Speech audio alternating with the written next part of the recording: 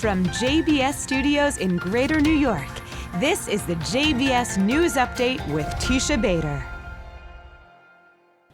I'm Teisha Bader with the JBS News Update for Wednesday, June the 16th, 2021. In response to a slew of incendiary devices launched by terror groups in Gaza into Israel yesterday, causing over 24 blazes in the south, the IDF struck terror targets in Gaza last night. The IDF tweeted that fighter jets struck Hamas military compounds last night, which were used as meeting sites for Hamas terror operatives. Hamas, the IDF stressed, will bear the consequences for its actions. And 4 more blazes were reported today, ignited by a fresh round of arson balloons sent into Israel. Also today, a Palestinian terrorist tried to attack IDF soldiers near the village of Chizma in the West Bank. The IDF tweeted that the assailant attempted to ram into a number of IDF soldiers, exited her vehicle with a knife drawn, and was neutralized in response, adding that during the incident, an IDF soldier was lightly injured. The terrorist was reportedly killed. In a separate incident this evening, a Palestinian woman was arrested after approaching a group of Israeli border police officers with a knife at the entrance to the tomb of the patriarchs in Hebron. No one was injured. More firsts for the new government of the State of Israel. Its first deaf member of Knesset was sworn into office today. Shirley Pinto used both sign language and spoken Hebrew for her swearing-in ceremony. Pinto has been advocating for the rights of people with disabilities throughout her career, and said today, "I will continue to work with all my might, as I have in the past, for people with disabilities in Israel and to be your force in the Knesset with the goal of making Israel an accessible, equal, and inclusive society."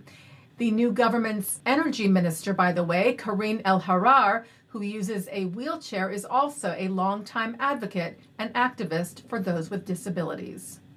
And the new government continues to receive well wishes from around the world, including notably today from the King of Morocco.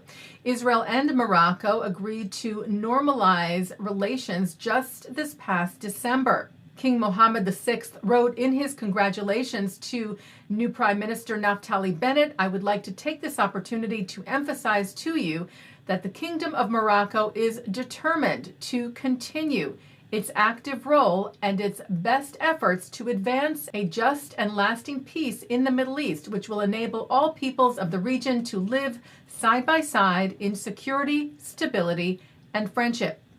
Bennett responded that Israel views Morocco as an important friend and partner in the efforts to advance peace and security in the region, adding, "I will further Israeli-Moroccan relations in all spheres for the welfare and prosperity of both peoples who have been friends for many years."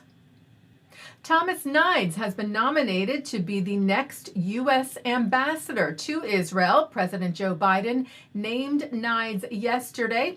Nides, who is Jewish, served as Deputy Secretary of State for Management and Resources under the Obama administration.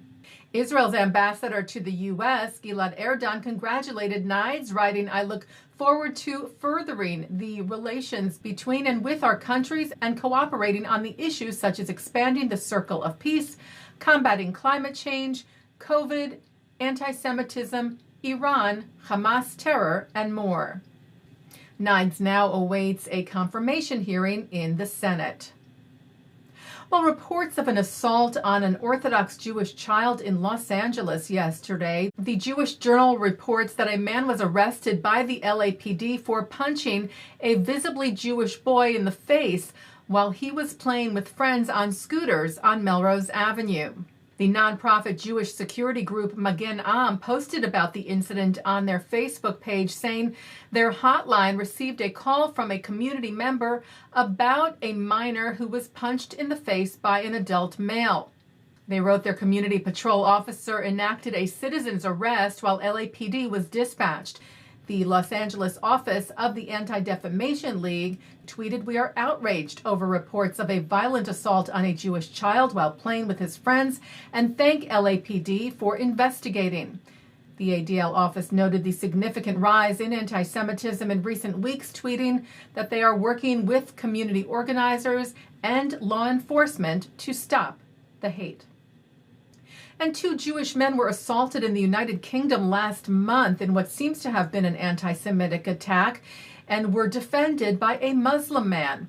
The Jewish Chronicle reports that on May the 23rd, the men were followed as they left a restaurant in North London by a pair of masked men who punched them, and according to Scotland Yard, made remarks that have led police to treat this as a hate crime. Police said a member of the Muslim community came to the Jewish men's aid, confronting the suspects and offering the victims shelter. Detective Inspector Kevin Eads said it was the intervention of someone from another faith that helped stop the assault. This shows, he said, that people can help and support each other, not least by confronting those who would set community against community. Taking a look now at our programming for tonight on JBS for Wednesday, June the 16th at 7 o'clock. April Baskin and Jillian Cameron discuss Jewish diversity. At 8, we hear from Jewish gay activists who talk about the Israeli LGBTQ community's fight for acceptance. At 9, Mark Golub sits down with Tyler Gregory, who discusses his work as executive director of A Wider Bridge, working to expand LGBTQ inclusion in Israel. At 10, student panelists provide the student perspective on bias and hate, illustrating ways in which anti-Semitism, racism, and anti-LGBTQ plus sentiments are presenting themselves in a more virtual campus setting. And coming up next, it's Thinking Out Loud with Micah Halpern. And that's the JBS News Update for Wednesday, June the 16th, 2021. I'm Teisha Bader. Stay healthy. Stay well.